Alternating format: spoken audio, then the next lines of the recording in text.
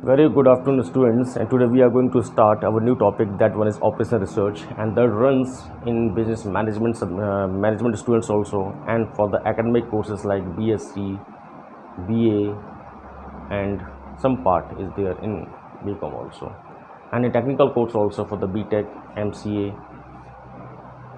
and some professional courses. They are MBA. They are running their operational research management paper. सबसे important चीज़ ये है कि आखिरकार इस सब्जेक्ट का नाम ऑपरेशन रिसर्च क्यों रखा गया, ये जानना। दो ही चीज़ बिजनेस मैनेजमेंट के स्टूडेंट्स को इसे क्यों पढ़ना पड़ता है और इससे क्या फ़ायदे होते हैं।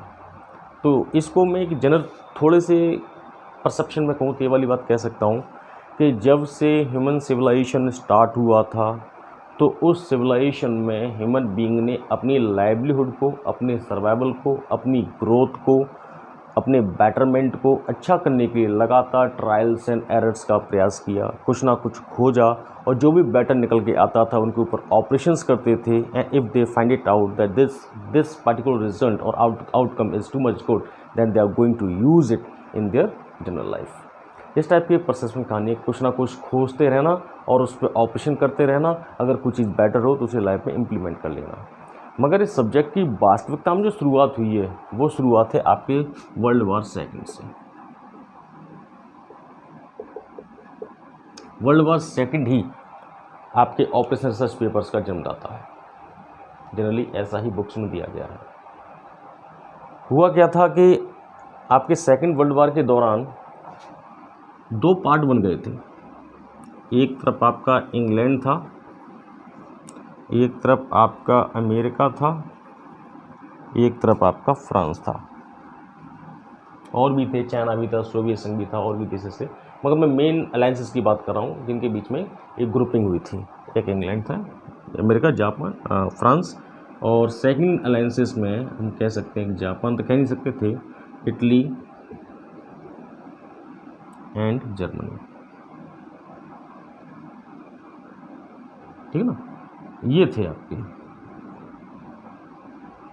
ये देश पार्टिसिपेशन किए। जैसा कि हम जानते हैं कि जैसा कि हमारा देश आज़ाद हुआ था, इंग्लैंड एक ऐसा पावरफुल कंट्री था जो कि वर्ल्ड के 20% इकोनॉमी पर अपना अधिकार रखता था।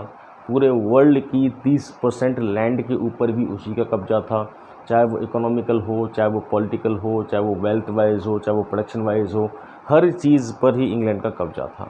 और जो एक इकोनॉमी पूरी वर्ल्ड इकोनॉमी पर अपना शासन कर रही हो तो वो निश्चित तौर पर चाहती है कि मेरा ही शासन बना रहे, मैं ही वर्ल्ड में छाया रहूं, और कुछ पोर्शंस जो बचे हुए हैं उन पर भी मेरा ही कब्जा हो।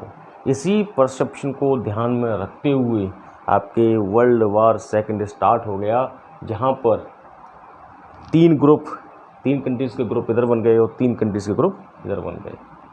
मगर था क्या, इंग्लैंड जो कि वर्ल्ड इकोनॉमी के बहुत सारे देशों पर शासन कर रहा था, इसकी जो फौज थी, इसकी जो आर्मी थी, इसके जो इक्विपमेंट्स थे, इसके जो बॉम्बार्ड्स थे, ये हर देश में थोड़े थोड़े बटे हुए थे।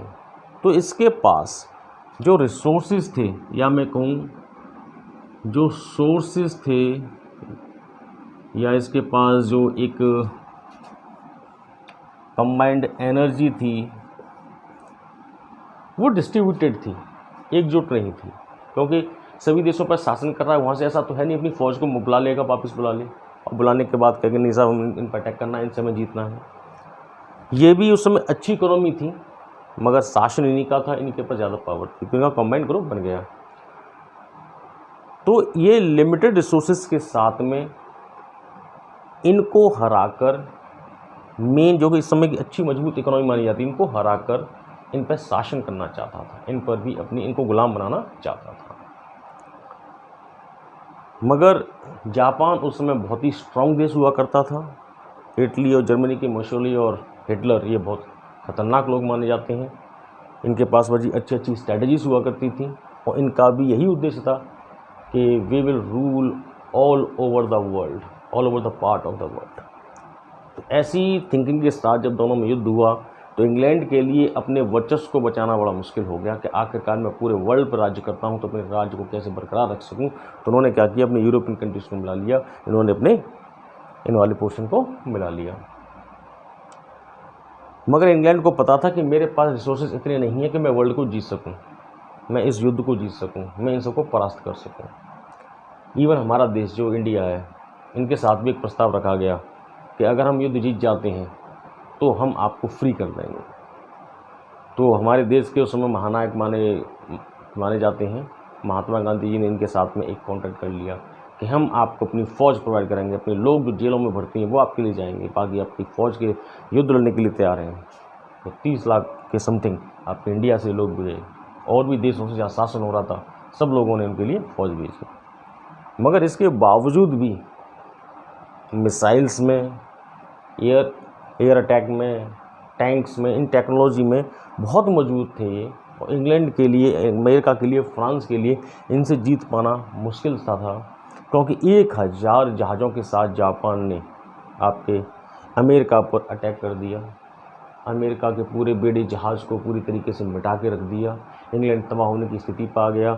इंग्लैंड को ये महसूस हो गया कि अमेरिका जो एक बहुत शक्तिशाली देश है, उसका सपोर्टर है, वो पूरी तरह ध्वस्त हो चुका है, तो उसका हारना निश्चित है। तो ऐसी सिचुएशन में आपके इंग्लैंड ने क्या किया, अपने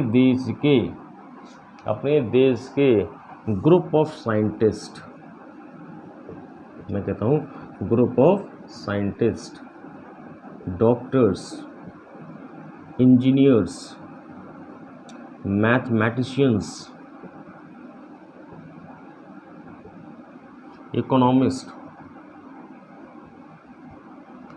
पॉलिटिकल्स, इन सभी लोगों को बुलाया। They called upon a meeting कि आप सब लोग आइए, हमारे पास रिसोर्सेस बड़े कम हैं और हमें युद्ध जीतना है। और ये युद्ध कैसे जीता जाए, क्योंकि जापान पूरी तरीके से हमारे ऊपर हावी हो चुका है और इटली और जर्मनी उसके साथ मिले हुए हैं, तो हमें परास्त कर सकते हैं। तो ये सभी लोग आए, अपना एक क्लासिफिकेशन किया, सिचुएशन को समझा, अपनी आर्मी फोर्सेस से डाटा कलेक्शन किया, डाटा का क्लासिफिकेशन किया, उसकी प्रोसेसिंग की। दैट मीन्स कुछ टीमें ऐसी बनाई गई जो कि आपके आर्मी फोर्सेस से हथियारों के बारे में, इक्विपमेंट्स के बारे में, मिसाइल्स के बारे में, एयरक्राफ्ट्स के बारे में, अपनी एम्प्लॉयज़ की मैन पावर के बारे में, उनकी स्किल्स के बारे में, उनके रिस्क टेकिंग पावर्स के बारे में, इन सभी के बारे में डाटा कलेक्शन करना स्टार्ट कर दिया। इन लोगों की टीम बन गई और कुछ लोग इनमें से जो टीम में थे, उन्होंने इस आईवी डाटा पर अपने statistical, logical and tactical plannings को इम्प्लीमेंट करना स्टार्ट कर दिया, टेस्ट करना स्टार्ट कर दिया कि कौन से बंदे को कौन सा काम दिया जाए, कौन सी बटालियन का कौन सा हेड बनाया जाए, कौन सी मिसाइल कहाँ पर दागी जाए, कौन सी एयरक्राफ्ट से कहाँ पर अटैक किया जाए। तो हुआ क्या, इन सभी लोगों ने मिलकर आपके इनको अ ग्रुप ऑफ 3 कंट्रीज़ को एक टैक्टिकल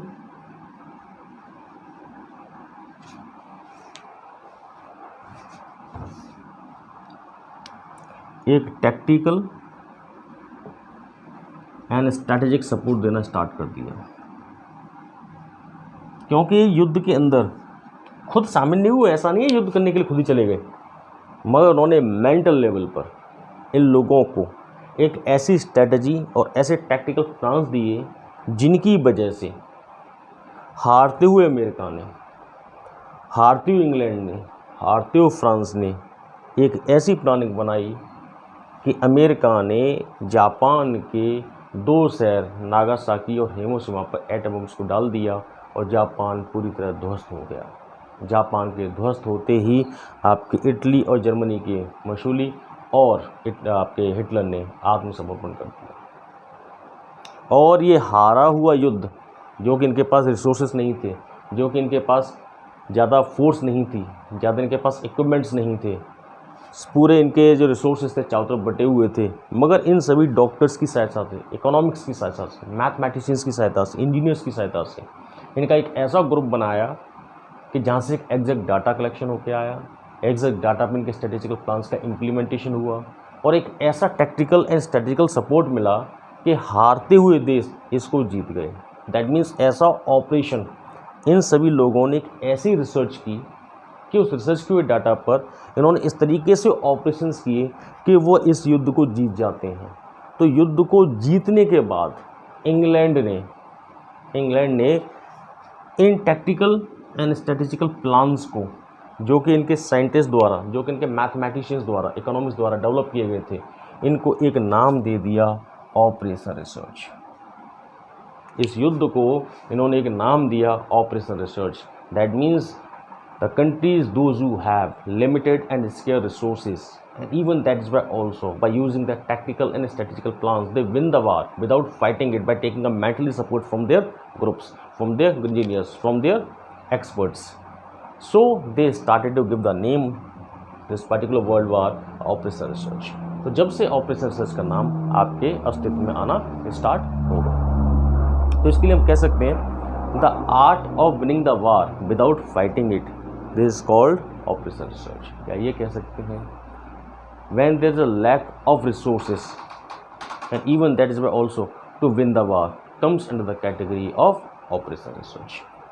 और कह सकते हैं by making a group of scientists, engineers, doctors, economics, politicians, etc., those who develop the strategical plans to win over the game, this type of strategy, this type of plans are to be come under the category of operation research. ये हमारे subject का एक basic फंडा है जो कि आपके subject के रूप में दिया गया है। बात हुई थी युद्ध की, मगर फिर इनकी टेक्निक्स को, इनके प्लान्स को, इनके इम्प्लीमेंटेशंस को आपके मार्केटिंग के अंदर, आपके प्रोडक्शन के अंदर, आपके कॉर्पोरेट हाउसेस के अंदर, आपके बिजनेस के अंदर यूज़ किया जाने लगा। और यूज़ करने की वजह से जो कि युद्ध के अंदर डेवलप हुआ एक सब्जेक्ट था या एक स्ट्रैटेजी थी, आज आपके सब्जेक्ट के तौर पर हर किसी क्लासेस में पढ़ाई जाती है। क्योंकि एक इफेक्टिव डिसीजन लेने के लिए, efficient and effective decisions if anybody want to take, then they have to study the operation research. और बिना एफिशिएंट एंड इफेक्टिव डिसीजंस के आप कॉर्पोरेट वर्ल्ड में कोई भी बिजनेस अपना रन नहीं कर सकते। तो ऐसी सिचुएशन में होता क्या है, if there is a person those who want to start a business, if it's a person those who are running their business, if they are in this cutthroat competition, in all the situations it becomes more and more important that they have to collect the data regarding the competitors also, regarding the product choice also, regarding the market also, regarding the taste also, regarding their preferences also, regarding their fragrances also, regarding their preferences also, regarding their choice also, regarding their price also. These all assumptions comes when the group of scientists, the group of experts, the group of R&D department collect the information from different parts of this market, and on that use a statistical and tactical planning by which they can develop the good products, the good price, and even according to consumer choice they have to develop each and everything. When they will make, then definitely they will make a value in the eyes of a customer, in the eyes of the competitors also. तो market में जमे रहने के लिए, market में customers को अपने खींचने के लिए, लगातार कस्टमर्स के बीच में बने रहने के लिए, उनकी आइज़ के बीच में यूनिक वैल्यू बनाए रखने के लिए ये आवश्यक होता है कि आपके पास एक ऐसी स्टैटिस्टिकल टेक्निक प्लान्स का कॉम्बिनेशन हो जिसके थ्रू आप मार्केट में अपनी वैल्यू बना सकें। So this one is only operation research, और इसके नेक्स्ट वीडियो में हम एलपीपी के बारे में पढ़ेंगे। तो ये सिर्फ इंट्रोडक्शन था ऑपरेशन रिसर्च के बारे में। Okay, thank you. किसी बच्चे को कोई डाउट हो, समझ में नहीं आया हो तो मैं पूछ लीजिएगा, आप मेरे व्हाट्सएप पर, आप मेरे यूट्यूब चैनल के मैसेज बॉक्स पर, चैट बॉक्स में भी लिख सकते हैं। Thank you.